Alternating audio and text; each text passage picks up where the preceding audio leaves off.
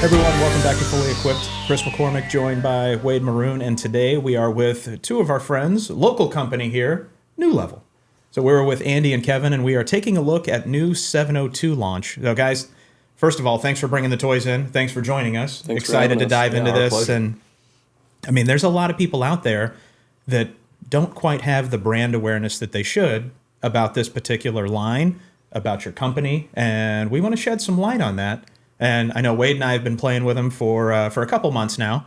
Had some good feedback, and we've had some conversations off camera, off air about this particular family. But bringing you guys in, we want to talk about it. Absolutely. So, great. 702. I mean, what are people going to be looking at here when they get into this 702 line? Well, I mean, first and foremost, you mentioned the company. Not the most brand recognition, and that's almost somewhat intentional. We really feel like the more we spend on marketing and just doing unnecessary things that cost a lot of money, it makes it hard to keep our prices down a little bit, which is a key point for us, but not the only key point for sure. So it's been a little bit intentional. The company went under new ownership back in 2022, and we kind of reset the brand. It took us a little bit to kind of refresh everything and get us to a position where we could have a partnership with a company like TrueSpec, and we're beyond excited to do that. But I'll let Andy speak to the 702 line because that's his baby and just did an awesome job with it. Nice. Yeah, so 702 line, I met with Ryan Moore last. He's one of our tour players, as some of the guys out there will know. And I met with him the week before Waste Management. He was in town, and we were talking through what he likes in irons, historically what he's played all throughout his career. He's a big tinker, if you guys know or not. Yeah. But he's played just about everything. He's been under contract with a lot of the big OEMs, and he's got favorites and things he liked out of every line he's ever played. He's a big club nerd. So I picked his brain a little bit, and we sat down, and I said, hey, just give me a laundry list of some of your favorite clubs. Tell me what you like, what you don't like. What do you like about your current New Level stuff? What would you like to see in a future line? And we just started making a list. He likes the pre-worn leading edge. He likes the sole. He likes the size. He likes the 1020 carbon steel. And so we just really sat down with a notepad and a sketchbook. And about a month later, we had the initial kind of what we thought it was going to look like. It was just a CB at that time. And we started rolling with it and talked to the factory and got going. And a few months later, we had the first samples of it. And Ryan just loved it and put it in the bag right away. Love that. So we were like, oh, this is crazy. So Jeremy, his brother, was like, we should turn it into a whole line. The CB is really good. Ryan put it in straight away. Let's do an MB. Let's do a more mid-size, more oversized club for a little higher handicappers. So that's how it started, and this is where we ended up, and we're really proud of it. Very cool. I mean, I know that Ryan has had a pretty lengthy tenure on tour, and he's been involved with a couple of kind of off the beaten path brands. So seeing him kind of continue down that pathway and partnering with you guys, the shapes themselves are fantastic. You mentioned the pre-worn leading edge, which a lot of the elite ball strikers out there really prefer. And I mean, what's been your impression with him? We have him at TrueSpec. We have him on Fairway Jockey. And like I said, you and I have been playing with him for a couple months. What's been your success with him? I've really enjoyed using them. I think they're a really great iron. When it comes down to a forged iron, this does feel like something that you're taking liberties outside of the lines from every really good forged iron out there. The grinded leading edge, all of those kinds of things, the shape, the length, the top line. It does look like we're taking the best of kind of other areas and trying to pack it into one. To your point earlier about how Ryan likes to change things up a little bit and likes to see a lot of different things. I thought the feel of them were really, really great. I thought they felt incredible.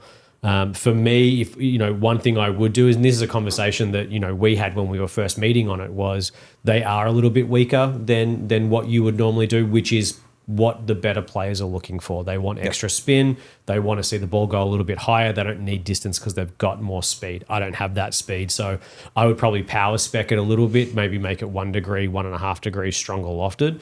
But outside of that, I thought they were really consistent. I thought they were really good. The sound was really nice coming off them as well.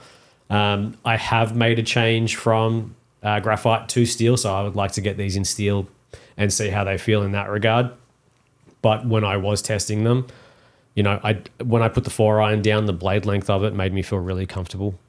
And as I got further down and down and down and down, I thought the shape of the 9-iron and pitching wedge was really great too. I think that's something really underrated in what people don't look at in when they look at their iron makeup. I have this conversation with a lot of people all the time. And, you can go through an iron set and go, my favorite 4-iron is from this company. My favorite 7-iron is from this company. My favorite pitching wedge is from this company. And I think the way you've kind of built this out, once again, not wanting to call it a Frankenstein set, but it's not, but taking the best from around what you've seen and what have you, and engineering it in the new level way. I think it's a really great composition. I think it's been built really well. Well, thank you. Yeah, one of the things we heard from Ryan in that initial meeting, and one of the things we hear all the time from Steven, from some of the other tour players that are around New Level a little bit, is they're very, very big on consistency, and they want the 7-iron to go the same distance every time. They don't care about chasing an extra 5 yards, 7 yards, whatever it is. They want consistent spin rates and consistent distances, and they want to know that when it's time to hit it, it's going to go the distance they hit it 500 times before that. So we really tried to focus on that. We wanted to keep the field the same. That 1020 carbon steel that New Level is kind of known for, very soft, one-piece forged head, very soft. So we didn't want to change that, and we didn't want to compromise on the consistency. So. And it's got the speed slot in it, or a power slot, if you will. Is that more there for helping with bounce and trampolining, or is that there for acoustics? No, so it's actually just to make sure that the weight is very heel-toe distributed, so Nice. we could get that CG directly behind the sweet spot. So it's a little bit too far away from the face to actually affect any type of trampoline kind of thing. Again, with consistency, the thinner those faces get, the more spring, the more bounce, the more you're going to get hot spots and flyers and jumpers and whatever you want to call them. Yep. So it's purely just to get the weight heel-toe, so we could get the VCOG, the vertical center of gravity, moving and right in the center. Nice. And it looks like we've got a bit of a plug here on the toe. Is that just a little bit of extra tungsten or something like that in there to help with consistency and off like toe misses and what have you? What's going on It's there? a little more than a little bit. Yeah. That's Yeah. a fat piece of weight in the toe of those clubs. That's exactly what it is. It's a 20 Call it a gram. fat piece of weight. All right, like, PHAT. it's like, chill, dude. Your company.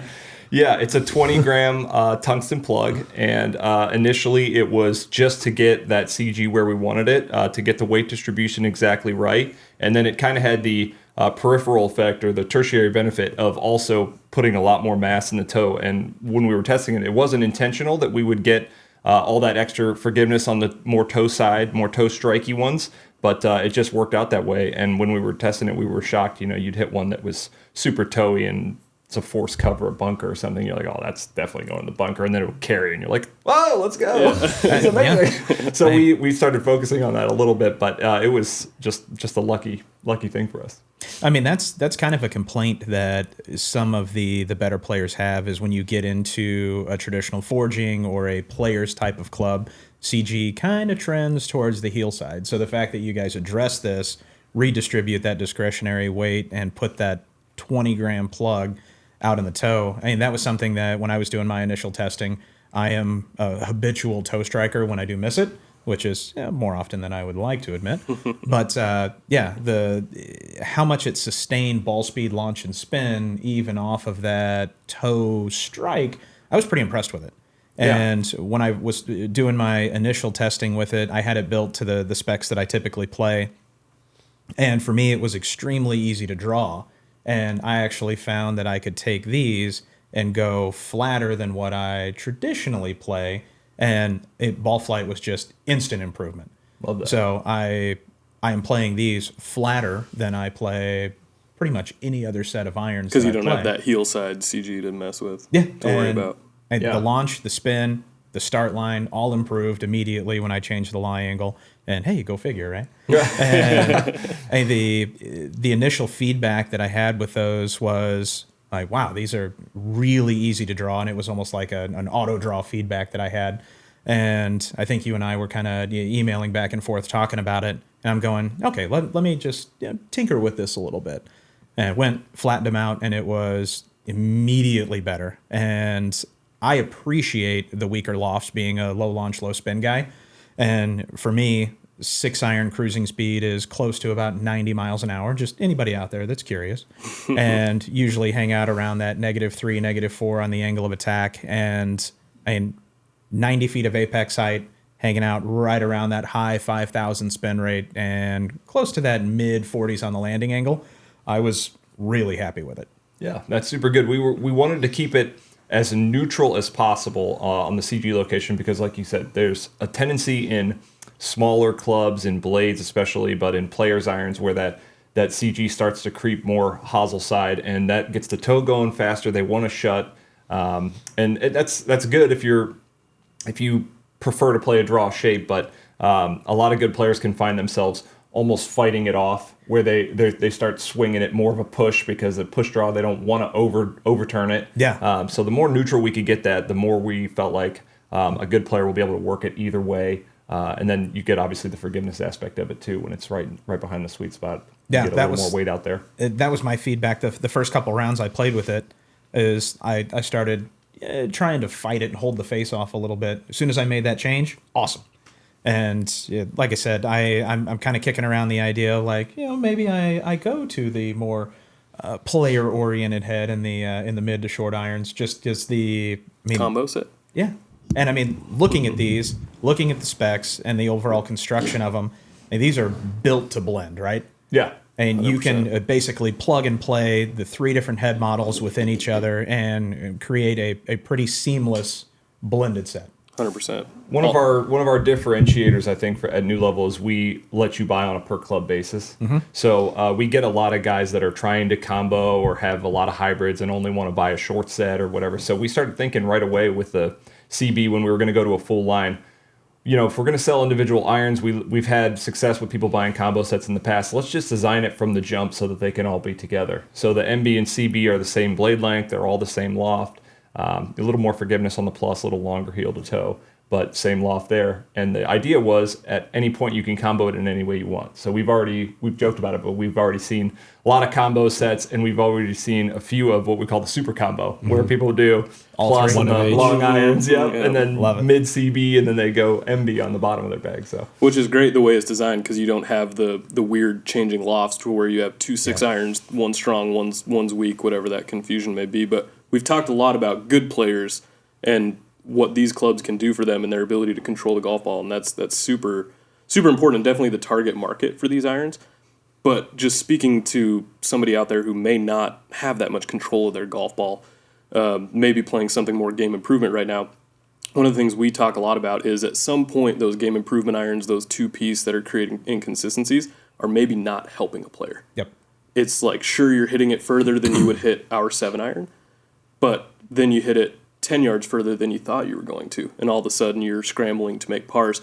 So there is a benefit to consistency, even if you are not a ball striker that's commanding your golf ball with every single shot. And that's something we wanted to achieve in a fully forged one piece, was how can we make this playable for a lot of other players at the price point it's at, even if you're not a commanding ball striker.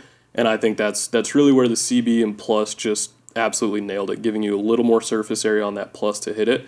But again, you don't have to be an elite ball striker to play a club like this. It's just, what do you want out of the golf club? If you're chasing distance, it's not us. But if you're looking to improve your consistency, regardless of your level of play, I really think that's where the 702s can be helpful for a lot of players. Nice. yeah, we see a lot guys come in and they'll, be in a multi-material kind of a game improvement, super distance iron, T350 or, Ping G430 or something like that. And they'll come in and they're launching it too low, they're spinning it too low, and they're hitting their 28-degree 7-iron with 2,500 RPMs, and it's going forever, but it's never going to stop. Right. And then, you can get them dialed in, and it's a 7-iron for us is, 33 or 34 degrees, and then they start launching it higher, and it's carrying farther, and it's going, and then it stops. And it's like, oh wow, I didn't really need to. I didn't need to be in such a strong lofted iron. I just needed a better spin rate. I needed a better launch angle, better descent angle. Steven and Ryan, and thankfully a lot of other tour players that we get to spend some time around, all say they'd rather overspin it. Yeah. They would rather overspin an iron shot than underspin it, which makes a ton of sense. But just in this climate that we're in of golf, it became a big distance game over the last decade or so. So we've just kind of tried to stick to our guns with that and stay true to our brand and not fall into that distance chasing just to be able to get into everybody's hands. So there's plenty of people out there that we're not a fit for, and that's more than okay. We're just really trying to create consistency in a world of golf that equipment has maybe led to a lot of confusion and and inconsistency for people. Yeah, that's a good point, because I do think that, distance was king for a long time, whether it be driver, irons, whatever it is. Everyone would talk about distance and power and what have you. And I think over the last couple of years with the 10K drivers coming out and what have you, and you're seeing a lot of tour pros go from the traditional LS that they would be into more of that just regular driver head, the stock that would come out. They're looking for more straight than distance and what have you. And I think that's a really good point in regards to, you can get these game improvement irons that you'll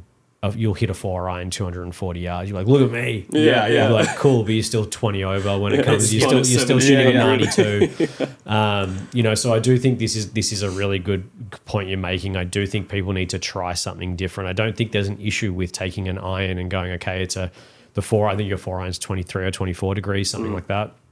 There's nothing wrong with bending it down to a 22 degree. 100%. If you want that little bit of extra distance because you might not have the speed. But the one thing I've started noticing is the more people I play with outside of my friendship group and the different body shapes and sizes and speed people have, my 9-iron is someone else's 50 degree, 100%. which is totally fine. At the end of the day, as long as my scorecard looks good, I shouldn't matter what they're pulling out of their bag. You should really be thinking about what's best for your game. Preach. So it kind of comes down to that. I know that traditionally everything is labeled 4-iron through. Right. But something that I've been doing in the past is I very much label like clubs distance. So obviously my 4-iron goes around 210, 220, right? With your 4-iron, I was going around 200, so that would be a 5-iron for me. But what I was getting at is like, I don't look at it, it's my 220 club. Right. I don't look at it as a 4-iron. Like you might see 2 4-irons in one of my bags when I'm mucking around and seeing what's going on. Right. It just all comes down to distance for me. Yeah. And to all those points, typically when we see a loft-to-loft comparison of our irons, we're not much far behind someone that is maybe chasing distance. Sure. Right. Another line that is even stronger in loft or two-piece or whatever it is. If we compare loft to loft, so our 7 to their 8-iron, right, or whatever that may be, we typically don't see a huge distance loss, but it's just the way that they've been, like you just said, here's your 7-iron. Yep. Well, that 7-iron is the same loft as our 6-iron. Yep. So if you compare your two 7s, sure, you're going to see a massive change. So loft-to-loft comparison is, as we all know, much more important than the number on the bottom of the club. Agree. It's just to keep it organized in your bag to some makes sense. extent. You can see it sometimes in the fitting. It's like ego death. Yeah. They're like, Yeah. oh, my 7, that's now I have to hit 6. It's like, yeah, but the numbers are better. Right. Like, it's just another club. Yeah, my favorite thing is when you see people in a bay and they're like hitting something and you're like, well, how far do you usually hit your 7-iron? It's like 180. You're like, all right, and then they start hitting, it's like 160. You're like, well, what have you got this set to? Is Little this tight machine this right? morning. It's like, Yeah. nah, man, just don't worry about it. It's all good. Like as long as you're a 2 handicap or whatever it is that you want to be, Matter. who cares? It doesn't matter. It's just a tool. It's just a tool to create, to be able to hit the shot you want to Right. hit. And that's what we want to do, is give you something that when you try to hit a little squeeze cut, you get a little squeeze cut out of it. You don't all of a sudden get one that, oops, that went dead straight and an extra 20. So Makes you sense. see that a lot in the player's distance category that have the different inserts and the injections and the molds, and you have a perfect lie right in the center of the fairway, and you almost get that flyer result that just goes an extra 10 out of nowhere. Yeah. And I don't know how many golf courses have favorable things behind the green, but not many. not many. And that's one thing I do appreciate about a one-piece construction is the dependability, the consistency, and like we talked about with you guys, that toe strike for me still goes the number or close to it. Sure.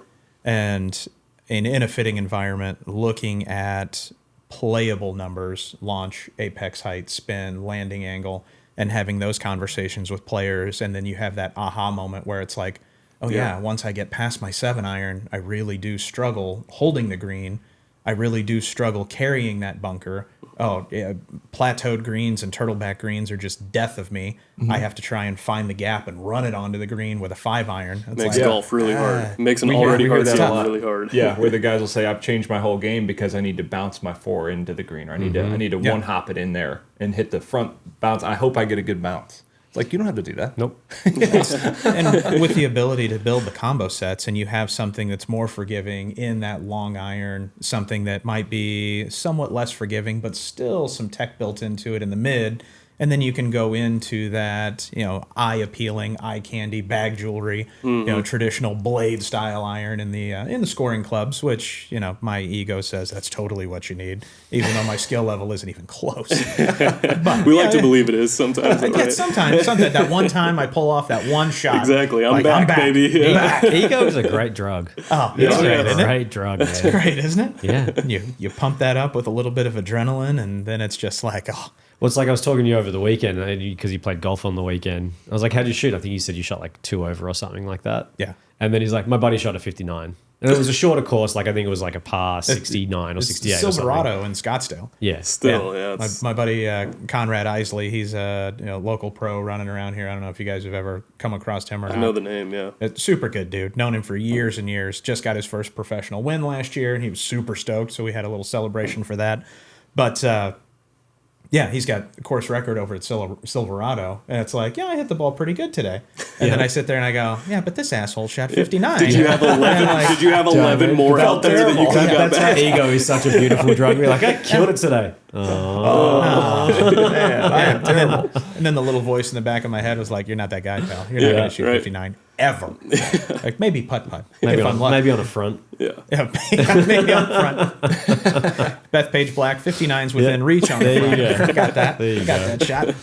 But one thing I do want to ask you guys is this. So obviously, New Level, you've changed your business model a little bit. You used to be only D2C. Now you've opened that offering up. You've kind of changed the way that you're thinking about it. You're on Fairway Jockey now. You're in True Spec. So if people do want to get fit by it, they can go to a True Spec and get fit. If they want to buy it online and try it themselves, if they know their specs and they just want to try the iron out, they can get it at Fairway Jockey, or they can go to New Level and get it themselves, right? So there's really great opportunities to get it. But what are you going to tell the consumer of why they should try your irons? Like this feels like a big jump as well, going from previous model to the 702. Like even if you look graphically, they look very different. Sure. Yeah. These look a lot more highly engineered. They look like something that you want to go to the marketplace with outside of just the D2C market and what have you.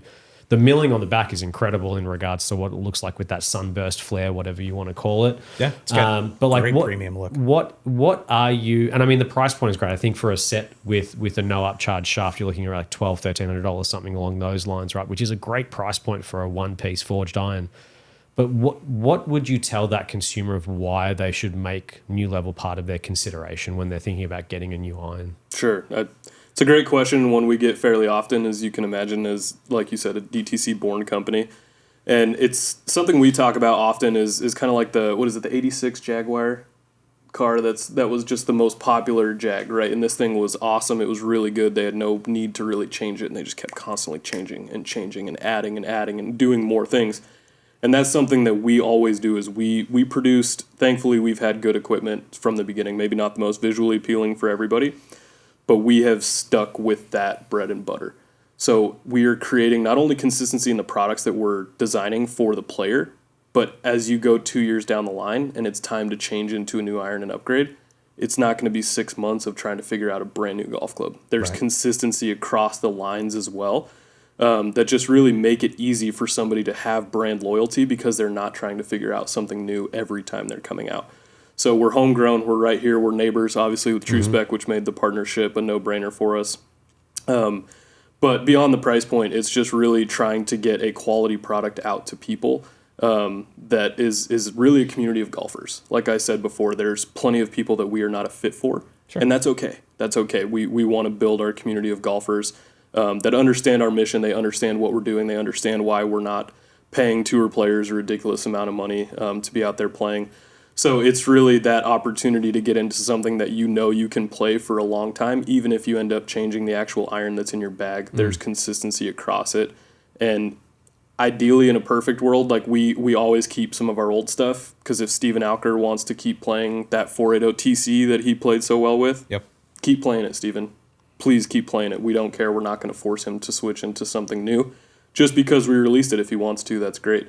So it's really just sticking to who we are as a brand and not chasing anything outside of just really consistent golf. I think that's really cool, and I hope people really heard that, because having an identity in the golf industry is something that is very few and far between. I think a lot of companies struggle with what their identity is, especially as you're up and coming and trying to make a mark in the industry. So coming out and saying we aren't going to be for everybody and we aren't going to change who we are, this is what we want out of our brand, and we're not going to make it any shorter, we're not going to cut any corners, this is who we are, like it or lump it. Yeah. And I really love that, because it's something that creates loyalty, and it creates brand, and it makes people want to get into the brand and be part of that culture, that community.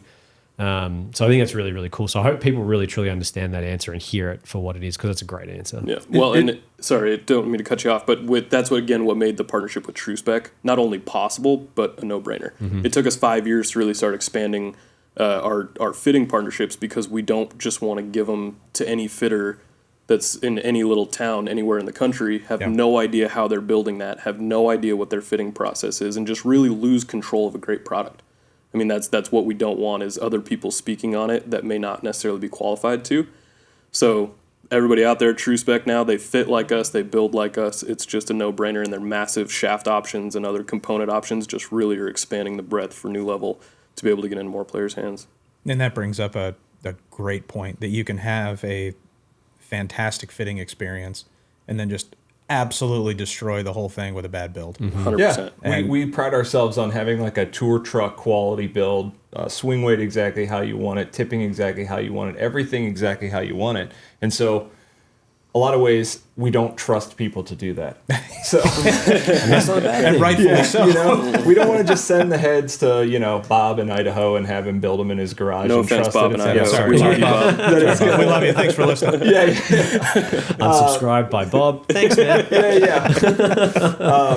But TrueSpec seemed like if you're going to bring somebody on board, it has to be somebody that you trust. One of the number one things we've heard is love the look of the clubs. I don't live anywhere near Scottsdale. I can't try them. I won't buy clubs without hitting them. Right. So to be able to get them in people's hands with a trusted partner that we know can build like we build was really big for us. So Nice. First step. Yeah. And look, this iron is going to be in my 2025 consideration. I know that Kris and I have got a video. We're going to do a video planned where basically we're going to go through my entire bag. What should I have in driver, going all the way down. And this will be part of the consideration process of the iron part of it. So I think you guys have done a really good job. I think the product is great. I think it's beautiful. Will it make the bag? We don't know, right? Sure. But in the grand scheme of things, to your point, it's not for everybody, but it's part of the consideration, which I think is what you want. Yeah, and we'll go up against everybody. Yep. We're not afraid to at least be tested, because at the end of the day, we learn something from that too. If you go out and test another company's iron that's on paper very similar to this, and that one's outperforming ours for some reason, we want to learn from that. Mm-hmm. We want to know why, as a player, why did that happen? As from an engineering perspective, why did that happen? So yeah, we're up here to fight with everybody, and we know that we can. Steven Alker's made a lot of money with our golf clubs in the bag, so we know we can compete with anybody. Feels almost controversial to say, like almost dirty, but they're not for everybody. And we tell people that come in the fitting that they might not be for you. Yeah, nothing wrong with that. It's refreshing. A lot of people will say, you know what, I appreciate that, because you're not trying to sell me on something that I'm not going to be happy with, and we don't want you to buy it if you're not going to be happy with it. Because then you'll call us in a week and tell us it doesn't work and something's wrong with it. And if it doesn't work, it doesn't work. Transparency is probably one of the core things of our business. We're always trying to be transparent and not oversell our equipment. For listeners and viewers out there that are curious and want more information about New Level, about the 702 line, social channels, website, what do you guys got out there for people? Yeah, social channels for sure. We're not the best at social media, again, just because we try to keep our costs down so we can keep getting players' equipment for the right price, but everything's available on our website.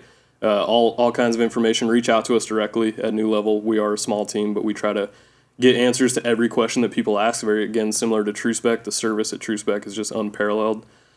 So check them out. Reach out to us if you have any questions. They're on YouTube, the golf blogs, Golf WRX, My Golf Spy.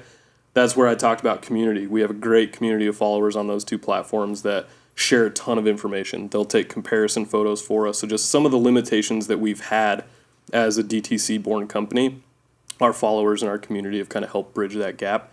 So it's really fun to watch the movement. But yeah, people can reach out and we'll answer any questions they have. See how we didn't stuff up that answer when you asked about social? Yeah. Yeah. Yeah, I like it. Take note. Take note.